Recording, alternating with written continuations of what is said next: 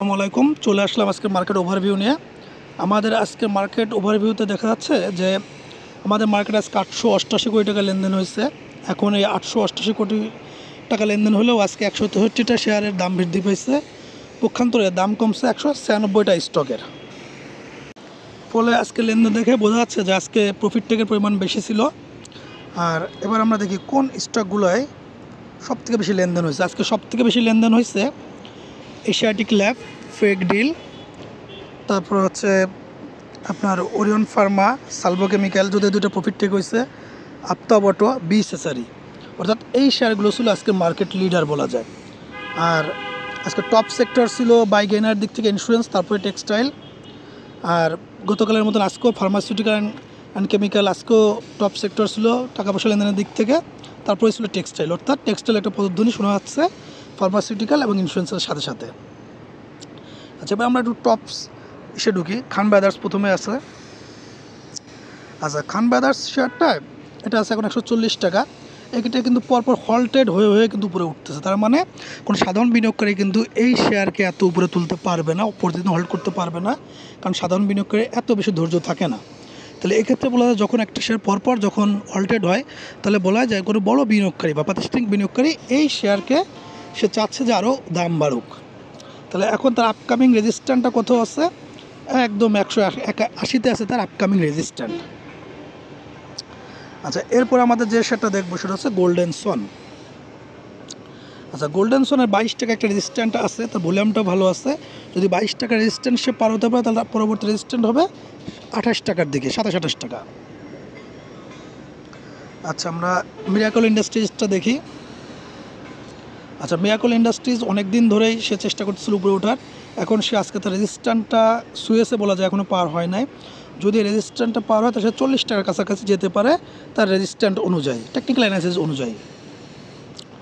আচ্ছা, এরপর যে শেয়ারটা কথা বলবো সেটা হচ্ছে ইস্টার্ন ইন্স্যুরেন্স। ইস্টার্ন ইন্স্যুরেন্স দেখেন, আমরা যদি একটু জুম করি চার্টটা, তাহলে সে কিন্তু একটা ডাউন ট্রেন্ডের পরে সে কিন্তু এখন উপরে ওঠার চেষ্টা করতেছে। এখন এই শেয়ারটা সেক্ষেত্রে বলা যায় যে 65 থেকে 70-এর দিকে আছে তারা পরবর্তী রেজিস্ট্যান্ট। এই রেজিস্ট্যান্টের দিকে সে এখন ছুটছে আর কি। আচ্ছা, আমাদের পরবর্তী স্টক হচ্ছে একমিপিএল। আচ্ছা, একমিপিএল অনেক দিন ডাউন ট্রেন্ডে ছিল শেয়ারটা, তার হলো খারাপ ডিভিডেন্ড দেওয়ার কারণে। এখন এই শেয়ারটা চেষ্টা করতেছে উপরে ওঠার। এখন তার আপকামিং রেজিস্ট্যান্ট আছে এই যে 21 থেকে 22 টাকার ভিতরে।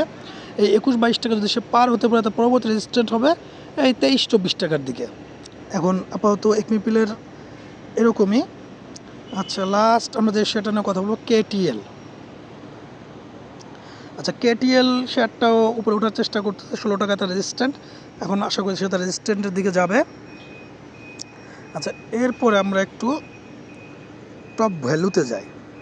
আচ্ছা, গতকালের মতন আজকেও দেখছি সিপ্যালে সর্বোচ্চ টাকা লেনদেন হয়েছে। তারপর ফেক ডিল আছে, ওরিয়ন ফার্মা আছে, এশিয়াটিক ল্যাব, বিসেসারি। অর্থাৎ এই শেয়ারগুলোতে এখন সর্বোচ্চ টাকা পয়সা লেনদেন হচ্ছে, তাদেরকে বিসেসারিতে যায়। আচ্ছা, এই শেয়ারটা কিন্তু বেশ অনেক দিন ধরে এই যে 76 টাকা ক্রস করতে পারতেছিল না, 76-77 টাকা ক্রস করতে পারতেছিল। এবার কিন্তু সে ফ্রি টু ফ্লাই, অর্থাৎ সে এখন ব্রেক ফ্রি হয়ে গেছে।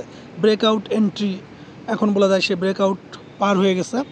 এখন এই শেয়ার অনেক দিন আরও উপরেও যেতে পারে, কারণ বা এখান থেকে নামতে পারে 50-50 চান্স এইখান। আচ্ছা, এবার আমরা যদি ভলিউমের দিক থেকেও দেখি, তাহলে আমাদের Fake Deal, Global Star Bank, IFIC, AB Bank, Golden Son এবং সেন্ট্রাল ফার্মা, এই শেয়ারগুলো বর্তমানে বলা যায় মার্কেট লিডার বা তার মার্কেটের সর্বোচ্চ লেনদেন হচ্ছে টাকা পয়সা।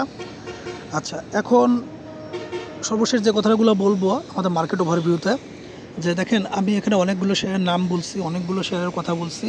আপনারা কেউ আমার কোনো কথায় কোনো শেয়ার বাই করবেন না বা সেল করবেন না। এটা একান্তই শিক্ষামূলক উদ্দেশ্য, টেকনিক্যাল অ্যানালিসিস দিক থেকে। এবং আপনারা যে কোনো শেয়ার কেনার আগে, বেচার আগে অবশ্যই নিজেরা পর্যাপ্ত পরিমাণে গবেষণা করবেন, চিন্তাভাবনা করবেন, কারণ লাভটাও আপনার, লোকসানও আপনার। সেক্ষেত্রে আমার কোনো কথায় আপনারা কোনো শেয়ার বাই অথবা সেল করবেন না। আজকে এই পর্যন্তই। আল্লাহ হাফেজ। আর যদি আমার এই পোস্টগুলো আপনার কোনো উপকার হয়ে থাকে বা আপনার পছন্দ হয়ে থাকে, তো লাইক, কমেন্ট, শেয়ার করতে যেন ভুলবেন না।